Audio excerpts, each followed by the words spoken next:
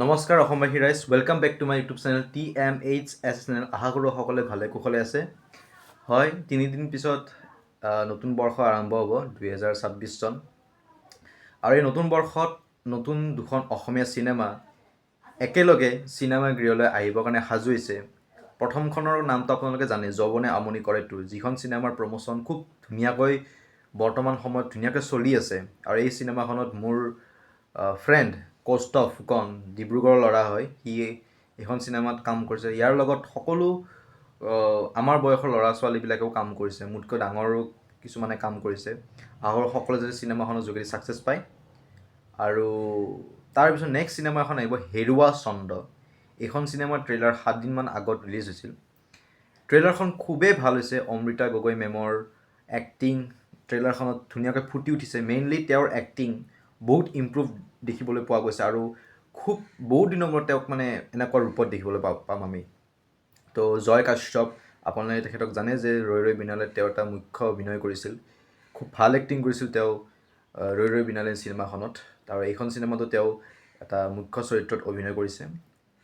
আৰু আপোনালোকে এটা বস্তু জানে যে পেন ডায়েৰিজ বুলি এটা ইউটিউব চেনেল আছে, তাৰে যে এটা সৰুকৈ কণমানি ছোৱালী এজনী যে আছিল মৰম লগাকৈ, তাইও এইখন চিনেমাত এটা সৰু চৰিত্ৰত এটা অভিনয় কৰিছে। আৰু তাইৰ লগতো আৰু এজনী কণমানি শিশুৱে এইখন চিনেমাত কাম কৰিছে। গতিকে এইখন এখন আপুনি সৰু বাচ্ছাৰ পৰা একদম বুঢ়া বয়সলৈকে সকলোৱে চাব পৰা এখন চিনেমা হয়। এখন ড্ৰামা মুভি, শিকিবলগীয়া বহুত কথা থাকিব। কমেডি আছে নে নাই মই গম নাপাওঁ, কিন্তু ট্ৰেইলাৰখনটো পূৰা ড্ৰামা লাগিছে। এটা মানে মেছেজ থকা ষ্টৰি হয়, আৰু ট্ৰেইলাৰখন খুব ইণ্টাৰেষ্টিং ষ্টৰি। মানে কেনেকুৱা কি হৈ আছে, তো সেইবোৰ চাবৰ কাৰণে খুবেই বেছি এক্সাইটেড।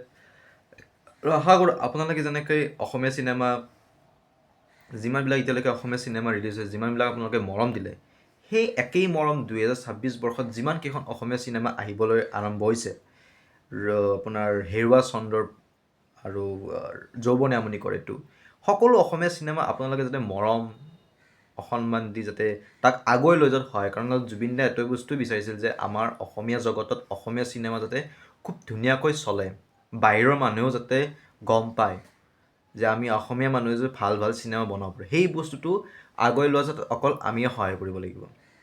গতিকে সেইটোৱে মই অনুৰোধ কৰিছোঁ যে সকলোৱে সহায় কৰক যে চিনেমাখন আগুৱাই যাতে ধুনীয়াকৈ যাই থাকিব পাৰে। আৰু লগতে কোনো যাতে পাইৰেচি নকৰে, এইটো একদম ইম্পৰ্টেণ্ট কথা। বাৰ প্ৰত্যেকটো ভিডিঅ'ত মই এইটো কথা কৈ থাকোঁ যে পাইৰেচি নকৰিব। এনেকুৱা কৰিলে বহুত লোকচান হয় চিনেমাখনৰ ক্ষেত্ৰত, প্ৰযোজকৰ ক্ষেত্ৰত। গতিকে এনেকুৱা যাতে ভুল কোনেও নকৰে। আৰু হেৰুৱা চন্দ্ৰৰ ট্ৰেইলাৰ খুব ইণ্টাৰেষ্টিং ট্ৰেইলাৰ। যিসকলে এতিয়ালৈকে ট্ৰেইলাৰখন চোৱা নাই, প্লিজ ইউটিউব চেনেলত যাওক, হেৰুৱা চন্দ্ৰৰ ট্ৰেইলাৰ বুলি মাৰক, প্ৰথমতে আহিব। আপোনালোকে ট্ৰেইলাৰখন উপভোগ কৰক আৰু চিনেমাখন চাবলৈ 2 জানুৱাৰী যাওক। ক্লেছ হ'ব গৈ আছে, কিন্তু দুখন অসমীয়া চিনেমা একেলগে আহিব নতুন বৰ্ষ হিচাপে। দুখন চিনেমা যাতে সকলো দৰ্শকে আঁকোৱালি যাতে পায়, সেইটোৱে বিচাৰোঁ। ধন্যবাদ।